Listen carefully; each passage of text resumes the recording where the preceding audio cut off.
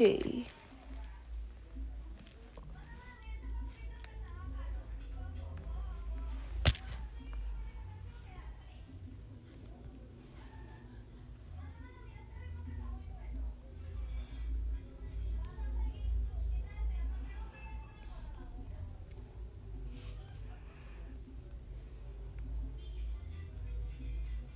Okay.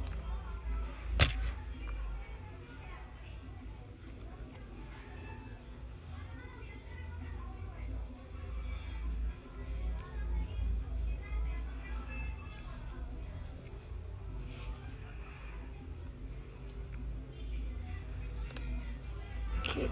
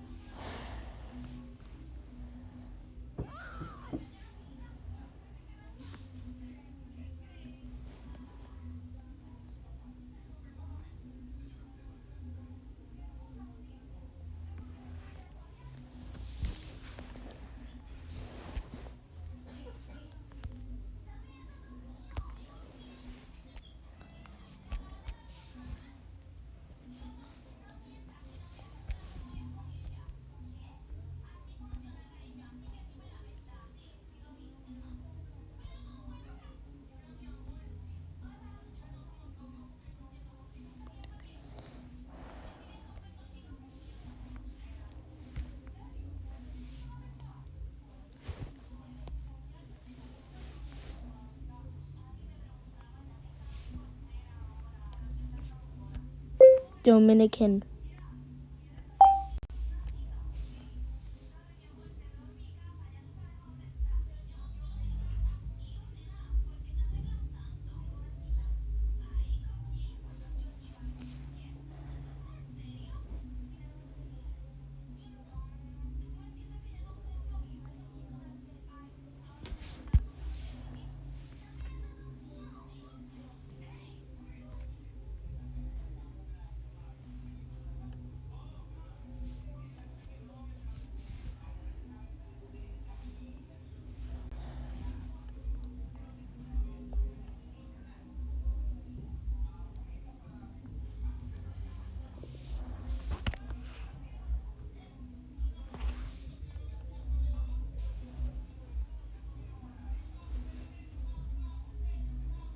Okay.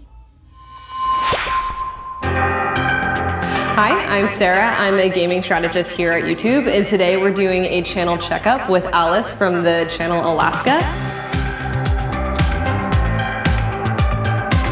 So Alice, can you tell us a little bit more about your channel and what type of content you make? So my channel is currently about gaming, and I mostly do gaming walkthroughs that are around 40 minutes to an hour long episodes. Sometimes I'll throw in a review or a gaming blog where I go to gaming conventions like E3 and Gamescom. Cool. So do you have any particular goals or things that you're aiming to accomplish with the channel right now? I feel like my two main goals currently is definitely to appeal to a broader audience.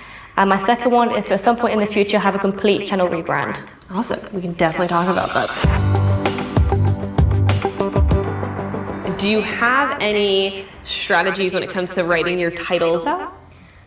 With my titles, I always want to include the game, basically, and the part of the series, in case people want to search for a certain part if they finish watching part 16 and they want to find part 17, so I include that in there. Rad. So that's great. One of the things that you've done well in the past is looking at your Monster Hunter series. The first episode of that, you have like a really broadly appealing title, which is "This is my new favorite game," I think. Yeah. Right? Yeah. So I, as someone who doesn't play that game, wouldn't necessarily need to know anything about the game to want to click on that video. I know it's going to probably give me some level of like intro about what the game's about. I'm going to get a lot of your opinion. For your highlights, lean more into those broadly appealing titles. And I would also say for your episode 1, also try to lean more into those broadly appealing titles. The other thing that I'm happy you said is you included the game title, which sometimes people forget to do. And the reason that this is really important is we will tag that game alongside your content. So the cool thing about it for you as a creator is if I'm really interested as a viewer in this game, I can find the game page and potentially find your content off of this game page. I had no idea that existed. Yeah, so it's a great thing. It's super easy to discover content this way and to discover new creators. So just making sure that you have some level of like titling around the game in there, or even if it's in your description, is enough for it to be picked up by the system. Okay, cool. Yeah. So tell me a little bit about your thumbnail strategy right now. Honestly, my thumbnail strategy has varied so much through my time on YouTube because I've just obviously tried different styles, realized it hasn't worked, and then gone to something else. So I've tried to make mine stand out a bit more, where I've cut out like the main focus of the game and put a highlight around it, like made my like image of myself bigger without seeming like I have an ego. It's a perfect balance, right? No, so I think that's a really good point, and I think you do a really great job at having a consistent theme across your thumbnails, and that's something that we definitely recommend. So there's kind of two ways to think about that, especially in the gaming space, is thinking about having consistent branding in your thumbnails across your series. Also doing it among games. So like my thumbnails for BioShock are going to look very different from my thumbnails for Sekiro, and you do have those similar themes there. But the one thing that also tends to come up a lot in gaming is it's really easy to have a thumbnail that is overwhelming. Any thumbnail you're making, take it and shrink it down really, really small and see if it's still visually appealing and it's still clickable. Even in the gaming space, we see that most viewers are watching on mobile devices. So although these thumbnails look great to us on desktop, But they're like huge. we want to make sure that those are going to look good too when I'm just like sitting on a bus scrolling through on my phone. So the next thing we want to jump into is we want to take a peek at your analytics and look a little bit more into a click-through rate. So do you know what click-through rate is? Did you ever look at it? No, I've never really been on this page, so no. Okay, cool. So what we're going to look at is we're going into the Reach Viewers tab of your analytics, and we're going to look at click-through rate. And what click-through rate is it's showing you, essentially, the amount of people that are clicking on your video after they've been exposed to the thumbnail, whether that's on search or on suggested or in their subscription feed. Yeah. And click-through rate does a lot of great things. One, it tells us a lot about how appealing a video is. So if we come in here, if we click on this, we click on see more, it's going to give us a list of your videos with their associated click-through rate. Use high click-through rates as an idea of these are appealing videos from both thumbnails and title perspectives. Yeah. When you're looking at this too, kind of vibe out your baseline. So when we were on your main page, we saw that your click-through rate for the last 90 days was about 4%. Yeah. So as you're refining your titling and your thumbnail strategy, see if you have videos that really exceed that normal baseline for you. And when you do look into that and see, what did I do well here that really resonated with an audience and made them click through? So, your channel name, are you trying to rebrand there as well? Yeah, like completely. I rebranded around 8 months ago. My channel name was just my normal name. And I felt like in the gaming community, you need to have like this sort of nickname to be like well known, standard. like a catchy one. Yeah. That people could just easily mention to their friends and stuff. So I changed to Alaska. I didn't really think about it because obviously Alaska is a state. So obviously trying to find me in the search bar is going to be more difficult than someone with a really unique name. So I think I definitely want to change my channel name. Okay. Totally fine. That happens a lot with creators, especially in the gaming space. It's just like this tendency to make your gamer tag your channel name, and then you grow up for like 10 years. You're like, what have I done? Yeah, that's what I'm scared of. I made a terrible mistake. So, what do you have an idea of what you're thinking name-wise? I mean, I didn't want to change it too much because obviously when you completely change your name, then your search might go down completely. You have to build all over again. So I was going to change it to Aliska, which is a mix of my first name and the current channel name. Yeah. I like that. Yeah? That's good. That's a good one. So the reason that I like that is oftentimes when you're making a big channel name change like that, the main concern is it's like going to confuse your viewers. They're going to log on one day and be like, who is this person? What is this content? That's what happened last time. They're like, what? Who have you become? Yeah. So what is nice about that name is it's not that different from your actual name. So you're not going to worry too much about alienating your audience. That being said, definitely let them know that it's coming. Through a video or you can do community tab? A mix, totally a mix. So like community tab's a great one to do. Mentioning it in some of your like upcoming videos is also a good thing to do. And just kind of like get them in on what's going on and make them feel like they're kind of a part of the change. But if you're making a really big change from like Alaska to like Wyoming or something, I would say like in the interim, as you're like making that branding transition, have both names that live on the channel, and then after like a couple months, like get rid of the other one. That way it's not as much of a shock. I don't think that's as like necessary in this case because it is so similar. Okay, that's great.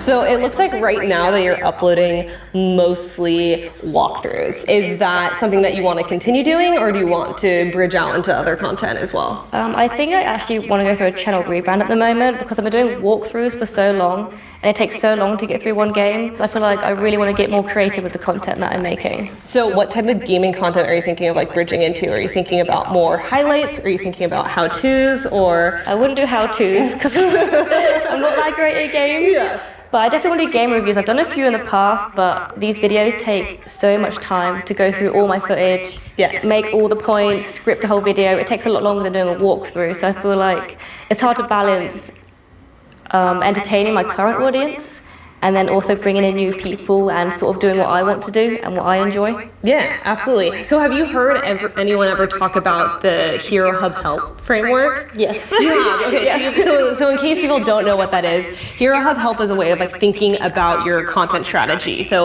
help content is going to be your content that is really searchable. It's generally evergreen. We then have hub content for you. What that's going to be is that's your bread and butter, and that's your walkthroughs, right? Like that's what your audience is there for, and that's what they subscribe to watch. And then the last thing that we want to think about is hero content. And traditionally what that looks like is content that has a lot of mass appeal and is broadly appealing and generally takes a lot of time to produce. But what I kind of want to reframe that for in the gaming space is going to be content that is, again, broadly appealing, might not take that much time to produce, but it's going to help you bring in a new audience. So for you, for these bigger walkthroughs, that's not necessarily going to be those big shareable moments, but taking a live stream and cutting it down into a highlight would be a best practice to appeal to a broader audience. I have actually done that in the past with videos, and it's taken some time, but my audience reaction was honestly so worth it. And sometimes I even still bring it up now about my past highlight videos. Oh yeah, that's awesome. Definitely lean into that more then. So, had a long conversation today. What do you think you're going to kind of take away and incorporate on the channel moving forward? I'm definitely going to make more short form content, so any live streams I do, I'm going to edit it and make it into highlights because I feel like that really appealed to a new audience and to my current audience. Definitely want to do a channel rebrand because now we've spoken about it, I feel way more confident in doing it. Before I was a bit on like the edge. Yeah. But now I definitely want to do it, and I think check out my analytics more. The click-through rate thing was really helpful. Yeah. I didn't know about it before, so I'm definitely going to use that in the future as well. Yeah, well, I'm sure you're not the only one, so it's a good thing that we touched on it. But thanks so much for hanging out with us No worries. today. Thank you for having me. Yeah, and thanks everyone for watching. Be sure to go ahead and subscribe to the YouTube Creators channel, and then let us know what you thought about this video below. But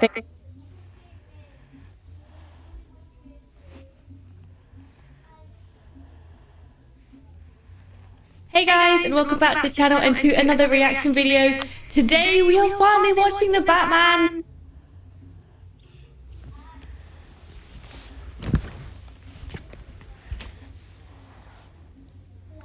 Okay.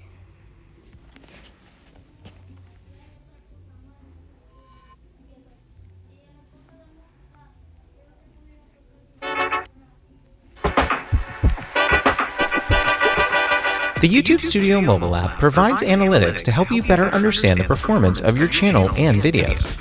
From the YouTube Studio mobile dashboard, you'll get a quick glance at your overall channel analytics. Here, you can see your current subscribers and a summary of your views, watch time, and subscriber change in the last 28 days. You'll also see your estimated revenue if your channel is monetizing. Just below this, you'll see the performance of your latest video compared to your typical video performance. You'll see its views, click-through rate, and average view duration with comparisons against your typical video performance. The analytics page will give you even more detailed information on your performance, both for your channel overall and for individual videos. To get to an individual video's performance, click Go to Video Analytics after selecting a video from anywhere within the Studio mobile app.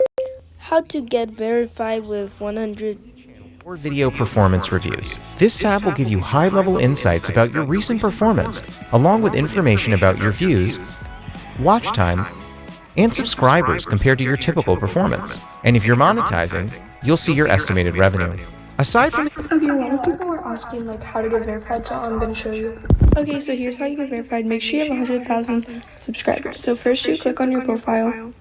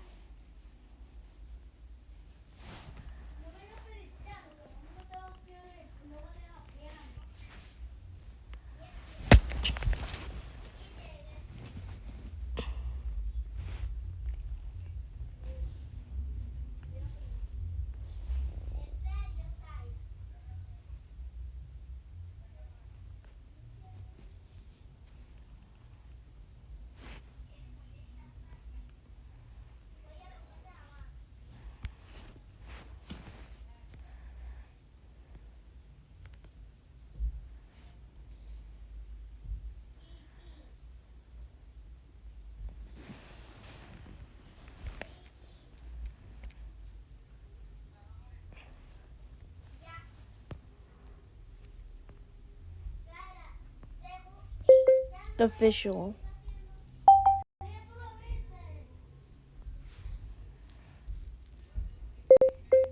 Can I get verified just in case somebody impersonates me? Impersonates